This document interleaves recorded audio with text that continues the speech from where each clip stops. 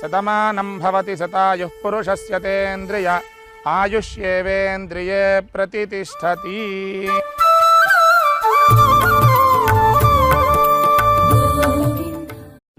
చిరునమ్మకమిస్తే చాలు నీ నమ్మిన బంటవుతాడు. తన ఊపిరి వంతెన చేసి పెను కడలిని దాటిస్తాడు. నీ తెల్లని మనసుకు చల్లని చూపుల దీవెనలిస్తాడు. ఆంజనేయుడు నీవాడు, నీలోనే ఉన్నాడు.